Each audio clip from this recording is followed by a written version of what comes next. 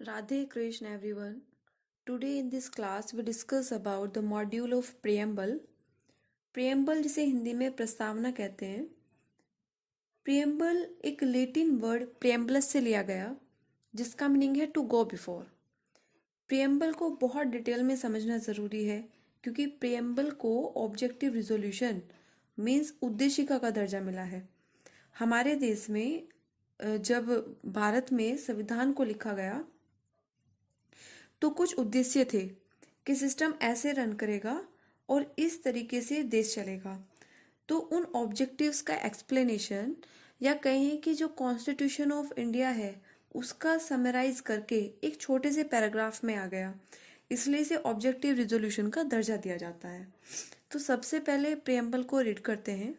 Preamble की starting होती है, हम भारत के लोग भारत को एक संपूर्ण प्रभुत्व संपन्न समाजवादी पंथ निरपेक्ष लोकतंत्रात्मक गणराज्य बनाने के लिए तथा उसके समस्त नागरिकों को न्याय सामाजिक आर्थिक और राजनीतिक प्रतिष्ठा और अवसर की क्षमता प्राप्त करने के लिए तथा उन सब में व्यक्ति की गरिमा और राष्ट्र की एकता और अखंडता सुनिश्चित करने वाली बंधुता बढ़ाने के लिए दृढ़ संकल्प होकर अपनी इस संविधान सभा में आज तारीख 26 नवंबर 1949 को एतद द्वारा इस संविधान को अंगीकृत अधिनियमित और आत्मर्पित करते हैं. तो ये कुछ लाइनों में 9 से 10 लाइनों में फुल कॉन्स्टिट्यूशन ऑफ इंडिया का समरी करके रख दिया गया कि अगर कोई भी पर्सन या कोई भी अगर फुल कॉन्स्टिट्यूशन नहीं पढ़ते हैं तो वो इस एक पेज को पढ़ के एक ओवरव्यू ले सकते हैं हमारी कंट्री इंडिया के बारे में कि इंडिया के अंदर का जो सिस्टम है वो किस तरीके से रूल करता है और वहाँ के जो लोग हैं, वहाँ के जो जनता है, उन्हें किस तरीके से स्वतंत्रता मिली है, किस तरीके से वो वर्क करते हैं और एक्चुअल में इंडिया की जो सिस्टम है उनके अंदर किस चीज़ों के मायने ज़्यादा हैं. तो इस प्रियम्बल के अंदर हर एक पर्टिकुलर टर्म के खुद के बहुत मायने हैं क्योंकि हर एक टर्म कुछ ना कुछ बहुत एक्सप्लेन करती जा रही है. तो सबसे पहले हमने पढ़ा कि फर्स्ट लाइन में लिखा है हम भारत के लोग भारत को. तो सबसे पहले तो इस बात को याद रखना बड़ा ज़रूरी है कि भारत शब्द प्रियम्बल में केवल 2 बार यूज़ किया गया है और वो भी फर्स्ट लाइन में ही आ गया कि हम भारत के लोग भारत को. इसके बाद भारत का कहीं भी प्रियम्बल के अंदर कोई जिक्र नहीं है. दूसरी चीज़ ये कि हम भारत के लोग, जो एक लाइन लिखी है बड़ी इम्पोर्टेंट है, ये हम लोगों के बारे में बात कर रही है. मीन्स संविधान लिखने वाले जो संविधान सभा के मेंबर्स हैं वो अपने आप को रिप्रेजेंटेटिव मान रहे हैं एज एन इंडियन और कह रहे हैं कि आज मीन्स उस डेट की बात 26 नवंबर 1949 को हम इसे अंगीकृत अधिनियमित और आत्मर्पित करेंगे. यानी हमारे देश की जो मेन ताकत है वो भारत की जनता है. तो जो कॉन्स्टिट्यूशन मेंबर हैं उन्होंने रिप्रेजेंटेट किया है अपने आप को एज एन इंडियन. तो प्रियम्बल की जो फर्स्ट लाइन है वो एक यूनिटी को दिखाती है. तो शुरू में लिख दिया गया कि हम भारत के लोग भारत को. तो जितने भी ये रूल्स फॉलो होंगे वो भारत के हर एक पर्टिकुलर पर्सन पे फॉलो होंगे, चाहे वो किसी भी कम्युनिटी से हो, चाहे वो किसी भी सोसाइटी से हो, तो हर किसी पर्सन पे वो चीज़ें फॉलो होंगी. तो कुछ शब्द हैं हमारे प्रियम्बल के अंदर जो बड़े इंपॉर्टेंट हैं, जिसमें स्टार्टिंग के कुछ 5 टेक्निकल टर्म आती हैं. फर्स्ट है प्रभुत्व संपन्न, सेकंड समाजवाद, थर्ड पंथ निरपेक्ष, फोर्थ लोकतंत्रात्मक और लास्ट है गणराज्य, जिसे हम गणतंत्र भी बोलते हैं. तो ये बहुत ही इंपॉर्टेंट टर्म है क्योंकि ये डिफाइन करती हैं कि बेसिकली इंडिया का स्ट्रक्चर कैसा है और ये 5 टर्म समझना बहुत ही ज़रूरी है क्योंकि ये जो टेक्निकल टर्म्स हैं ये बड़ी ही ब्रीफ एक्सप्लेनेशन देती हैं अपने आप में ही. तो इन्हें समझने के लिए इससे लास्ट क्लास हमने स्पेशली इन 5 टेक्निकल टर्म्स के लिए रखी थी, जिसके अंदर हमने ब्रीफ एक्सप्लेनेशन करा है 5 टर्म के लिए। तो इस क्लास में भी हम प्रियम्बल पढ़ रहे हैं, तो इनका एक्सप्लेनेशन साथ में लेके चलेंगे। लेकिन अगर किसी को ब्रीफ एक्सप्लेनेशन पढ़ना है तो आप लास्ट क्लास देख सकते हैं। तो स्टार्ट करते हैं। फर्स्ट लिखा है प्रभुत्व संपन्न। तो प्रभुत्व संपन्न के हमारे प्रेमबल के अंदर एक्चुअल में मायने क्या है? तो जब इंडिया आज़ाद हुआ, इंडिया ने लगभग 200 साल अप्रोक्स 200 ईयर्स अंग्रेजों के अंडर में रहा, गुलाम रहा। तो अंग्रेज आ तो 1600 कुछ में ही गए थे, लेकिन अगर गुलामी की बात करें तो प्लासी की लड़ाई 1757 और जो बक्सर का युद्ध हुआ 1764 से लेकर 1947 तक, जब तक हमारे देश ने आज़ादी नहीं पाई, तब तक 200 साल तक अंग्रेजों के अंडर में रहा और उन्हीं के रूल्स रेगुलेशंस फॉलो होते रहे। तो अब ये आज़ादी के बाद ये बड़ा ज़रूरी था कि हम अपनी सत्ता खुद संभालेंगे। हमारी विदेशी नीति कैसी रहेगी, हमारे विदेशियों के साथ में संबंध कैसे रहेंगे, हम किसके साथ व्यापार करेंगे, किसके साथ नहीं करेंगे, किसके साथ हमारे संबंध अच्छे रहें या किसके साथ खराब रहें, ये हमारी खुद की रूल्स होंगे। तो प्रभुत्व संपन्न के मायने बहुत इम्पोर्टेंट हैं, क्योंकि इससे ये दिखता है कि इंडिया पे अब के बाद, यानी जब ये संविधान लिखा गया, तो जिस दिन ये लागू किया गया, अपनी नीतियों में हम खुद सक्षम होंगे बनाने में, और ये हम खुद डिसाइड करेंगे। कोई अदर कंट्री या अदर मेंबर हमारे इन डिसीजन में इंटरफेयर ना करे। तो ये फर्स्ट टर्म है हमारे प्रेम्बल के अंदर, प्रभुत्व संपन्न। सेकंड आती है समाजवादी, जिसे हम सोशलिज्म भी बोलते हैं। तो इसका मतलब है कि पूरे समाज का उत्थान होना चाहिए, जो डिफरेंसेस हमारे समाज के बीच में हैं वो ना रहें। और सोशलिज्म का टारगेट ही होता है कि समाज की भलाई करना। पहले समाज है, उसके बाद प्रॉफिट है। तो हमारी सरकार जो अप्रोच है वो संविधान में जो लिखित में है कि वो है समाजवादी व्यवस्था। तो व्यवस्था समाजवादी नहीं है। हमारी समाजवादी, अगर हम व्यवस्था की बात करें, अर्थव्यवस्था की बात करें, तो कहा जाए कि भारत की अर्थव्यवस्था कैसी है, तो भारत की अर्थव्यवस्था मिश्रित अर्थव्यवस्था है। लेकिन कहीं कि कौन सा शब्द यूज किया गया है, तो वो जो शब्द यूज किया गया है वो शब्द है समाजवादी। थर्ड टर्म आती है पंथ निरपेक्ष। हम सभी जानते हैं कि इंडिया एक सेकुलर स्टेट है।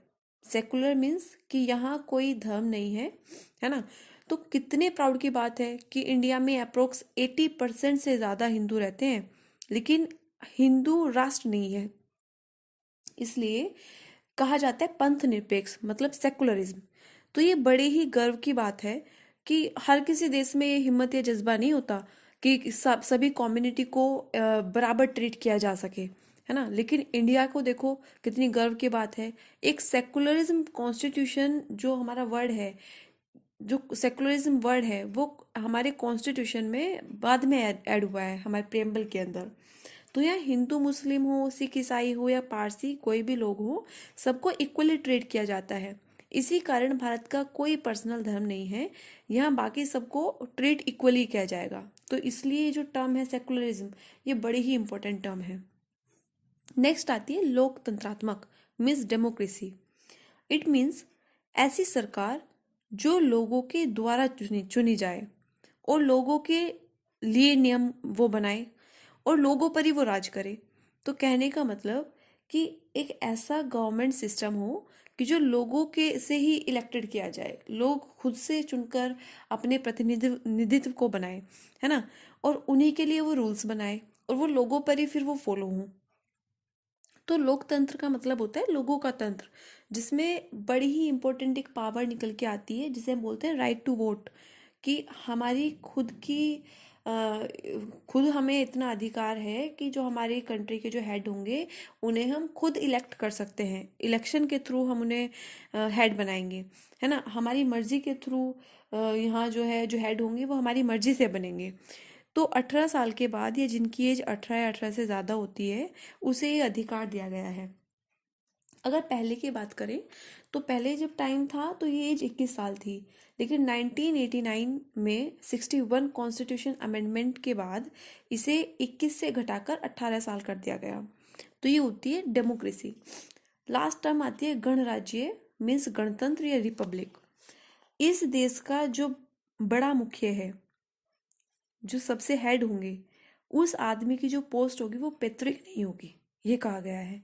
तो गणराज्य का मतलब होता है कि जो सबसे हेड हैं हमारी कंट्री के, उनकी पोस्ट पैतृक ना हो। पैतृक का मतलब है कि ऐसा ना हो कि जो हेड हैं उनके बेटे को ही नेक्स्ट में जब इलेक्टेड हो तो उनके बेटे को ही हेड बना दिया जाए, फिर उनके बेटे को नहीं, ऐसा नहीं होना चाहिए। तो वो पैतृक नहीं है। और दूसरा ये कि उसके लिए जो है एक टाइम लिमिट रख दिया गया कि भाई इतने टाइम तक आपकी ये पोस्ट बनी रहेगी, और अगर दोबारा भी वो आ सकते हैं तो वो इलेक्शन के थ्रू ही आएंगे। तो ये बड़ी इंपॉर्टेंट टर्म है जिसे हम बोलते हैं गणराज्य, गणतंत्र या रिपब्लिक। तो ये 5 टर्म है प्रेम्बल का, जो बेसिक फाउंडेशन है। ये याद रखें कि पांचों में से 2 शब्द पहले प्रेम्बल में नहीं थे, एक समाजवादी और दूसरा पंथ निरपेक्ष। तो हमारे प्रेम्बल के अंदर अब तक केवल एक ही बार अमेंडमेंट किया गया है। कॉन्स्टिट्यूशन में तो 100 से ज़्यादा बार अमेंडमेंट हो गए, लेकिन प्रियम्बल में सिर्फ एक बार अमेंडमेंट किया गया, जिसके थ्रू हमने 3 शब्द इसमें ऐड करे हैं। और वो 3 शब्द कौन कौन से हैं? वो तीनों शब्द हैं, पहला है समाजवादी, नेक्स्ट है पंथ निरपेक्ष, और लास्ट है अखंडता, जिसमें कि 5 टेक्निकल टर्म में से 2 हमने पढ़ ली हैं। समाजवादी और पंथ निरपेक्ष अभी पढ़ा है, और अखंडता हमारा प्रेम्बल के अंदर अभी आगे आने वाला है। तो ये 5 टेक्निकल टर्म है जो बड़ी ही इम्पोर्टेंट है। तो इनका एक्सप्लेनेशन हमने पहले भी लास्ट क्लास में बहुत ब्रीफली एक्सप्लेनेशन, आधा घंटे की कम से कम वो क्लास है जिसमें हमने केवल इन्हीं 5 टेक्निकल टर्म को समझा है। क्योंकि प्रेम्बल एक ऐसा 9 या 10 लाइनों में एक ऐसा पैराग्राफ है जिसके अंदर हमारे पूरे कॉन्स्टिट्यूशन को एक्सप्लेन कर दिया गया। हमारी कंट्री का पूरा ओवरव्यू हम उससे देख सकते हैं कि हमारी कंट्री में जो सिस्टम है वो कैसे चलता होगा, हमारी जो कंट्री की जनता है उन्हें किस तरीके की स्वतंत्रता मिली है ना। तो ये सब चीज़ें इनमें दी गई हैं। तो इन टर्म्स को समझना बड़ा ही ज़रूरी है। नेक्स्ट आता है हमारा, तो टर्म आती है, हम भारत के लोग भारत को एक संपूर्ण प्रभुत्व संपन्न समाजवादी पंथ निरपेक्ष लोकतंत्रात्मक गणराज्य बनाने के लिए तथा उसके समस्त नागरिकों को न्याय, तो न्याय का डिवीजन 3 टर्म में दिया गया, सामाजिक, आर्थिक और राजनीतिक। 3 तरीके से न्याय दिया गया है, जिसमें इसे सिस्टमेटिक पैटर्न में ही याद करना, सीक्वेंस में ही याद करना बड़ा ज़रूरी है। तो इसे याद करने के लिए 3 ही टर्म है, बड़ा इजी सी एक ट्रिक है। जैसे वर्ड होता है सारा भारत, तो ये जो सारा वर्ड है इसे स्प्लिट कर दें, तो इसे हम पढ़ेंगे सा आ रा। तो सा मीन्स हो जाएगा सामाजिक, आ मीन्स आर्थिक और रा मीन्स राजनीतिक। तो ये 3 डिवीजन दिए गए न्याय के हमारे प्रियम्बल के अंदर, कि सामाजिक, आर्थिक और राजनीतिक न्याय हमारे जो पॉपुलेशन है, हमारी जो जनता है, उसे दी गई है। आगे लिखा है, प्रतिष्ठा और अवसर की समता प्राप्त करने के लिए तथा उन सब में व्यक्ति की गरिमा और राष्ट्र की एकता और अखंडता सुनिश्चित करने वाली बंधुता बढ़ाने के लिए। मीन्स इसके बाद में विचार अभिव्यक्ति मूल अधिकारों में भी ये है कि हर व्यक्ति को विचार अभिव्यक्त करने का मौलिक अधिकार है। और आगे लिखा है, विश्वास, धर्म, किसी भी धर्म को अपना सकते हैं। उपासना की स्वतंत्रता मीन्स अपने मन में जिस भगवान की पूजा करने का मन करे आप कीजिए, सरकार आपको या संविधान आपको नहीं रोकेगा। आगे लिखा है, प्रतिष्ठा और अवसर की समानता प्राप्त कराने के लिए और उन सब में व्यक्ति की गरिमा और राष्ट्र की एकता व अखंडता सुनिश्चित करने के लिए। वैसे तो संविधान में अमेंडमेंट 100 से ज़्यादा हो गए, अभी बताया, लेकिन प्रेम्बल में सिर्फ एक ही बार अमेंडमेंट किया गया, जिसमें हमने 3 शब्द ऐड किए, समाजवादी, पंथ निरपेक्ष और अखंडता। आगे आती है वर्ड है बंधुता। उसमें आता है कि बंधुता बढ़ाने के लिए, मीन्स पहले ये बंधुता वर्ड लिया कहाँ से गया, तो फ्रांस में बहुत पहले 1789 में एक क्रांति हुई थी जिसे राज्य क्रांति के नाम से भी जाना जाता है, जिसने पूरे वर्ल्ड के सामने 3 नए शब्द को इकट्ठे यूज किया, जो है समानता, स्वतंत्रता और बंधुत्व। तो ये जो बंधुत्व वर्ड है, जो फ्रांस में राज्य क्रांति हुई 1789 में, तो हमने भी बंधुत्व मतलब फ्रेटर्निटी यूज किया है। आगे लिखा है, बढ़ाने के लिए दृढ़ संकल्प होकर अपनी इस संविधान सभा में आज मीन्स 26 नवंबर 1949 को, क्योंकि इस दिन कॉन्स्टिट्यूशन पर 284 मेंबर्स ने सिग्नेचर किए और संविधान में लिखे जो 15 आर्टिकल्स थे, 15 आर्टिकल्स नागरिकों से संबंधित थे, राष्ट्रपति और इलेक्शन से संबंधित हैं, और एक हमारा 394 आर्टिकल है संविधान में, इसे लागू कर दिया गया। तो ये जो डेट है ये बड़ी इंपॉर्टेंट है, 26 नवंबर 1949। तो 26 नवंबर को हम कॉन्स्टिट्यूशन डे या संविधान दिवस या विधि दिवस के रूप में भी मनाते हैं। आगे लिखा है कि को एतद द्वारा, एतद मीन्स होता है कि अपने द्वारा, इस संविधान को अंगीकृत मीन्स अडॉप्ट करते हैं, अधिनियमित मीन्स कि कुछ हद तक लागू करते हैं, पूरा कॉन्स्टिट्यूशन ना लागू करके कुछ आर्टिकल्स को या कुछ कॉन्स्टिट्यूशन का कुछ पार्ट को क्या कर देते हैं, लागू कर देते हैं। वे आत्मर्पित करते हैं, आत्मर्पित का मतलब होता है कि अपने आप को सौंप देते हैं उन आर्टिकल्स को या उस कॉन्स्टिट्यूशन को, है ना। तो ये 3 शब्द हैं, बड़ी इंपॉर्टेंट है, याद रखना है, अंगीकृत, अधिनियमित और आत्मर्पित। डेट है 26 नवंबर 1949। तो ये एक टर्म है, और ये जो लिखा है कि को एतद द्वारा, एतद मीन्स अपने द्वारा, और ये कह कौन रहा है, जो कॉन्स्टिट्यूशन मेंबर्स हैं उनके थ्रू ये कहा जा रहा है, और रिप्रेजेंट वो किसे कर रहे हैं, वो रिप्रेजेंट कर रहे हैं भारत की जनता को, कि आज हम 26 नवंबर 1949 को इस कॉन्स्टिट्यूशन को क्या करते हैं, अडॉप्ट कर लेते हैं। तो प्रस्तावना के अंदर कुछ टर्म्स हैं, याद रखें। पहला कि भारत शब्द प्रेम्बल के अंदर केवल 2 ही बार जिक्र में है, वो भी फर्स्ट लाइन में ही, उसके बाद कहीं जिक्र नहीं है। दूसरा 5 टेक्निकल टर्म है, पहला प्रभुत्व संपन्न, सेकंड समाजवादी, थर्ड पंथ निरपेक्ष, फोर्थ लोकतंत्रात्मक, और लास्ट है गणराज्य। नेक्स्ट आता है कि न्याय कितने प्रकार का हमारा प्रेम्बल में लिखा है, तो 3 डिवीजन दिए गए हैं, सामाजिक, आर्थिक और राजनीतिक। आगे लिखी है कि स्वतंत्रता कितने प्रकार की है, तो स्वतंत्रता दी गई है 5 प्रकार से। फर्स्ट हो गया विचार, सेकंड अभिव्यक्ति, थर्ड विश्वास, फोर्थ धर्म, और लास्ट उपासना। समानता की अगर बात करें तो पद व अवसर की बात है, जी 2 टर्म दिए गए हैं। और लास्ट आती है वर्ड बंधुता, जिसमें व्यक्ति की गरिमा और राष्ट्र की अखंडता सुनिश्चित बढ़ाने के लिए। तो ये हमारी प्रेम्बल थी आज की। आई होप आप सबको समझ में आया होगा। लास्ट में अंगीकृत लिखा है, अंगीकृत का मतलब होता है अडॉप्ट कर लेना। अधिनियमित का मतलब होता है कि कुछ हद तक हमने मान लिया है या कुछ हद तक लागू कर दिया गया है। और आत्मर्पित का मतलब होता है कि अब हम इसी के थ्रू, हमारे रूल्स रेगुलेशन जितने होंगे इसी के थ्रू रहेंगे, इसी के अकॉर्डिंग काम करेंगे।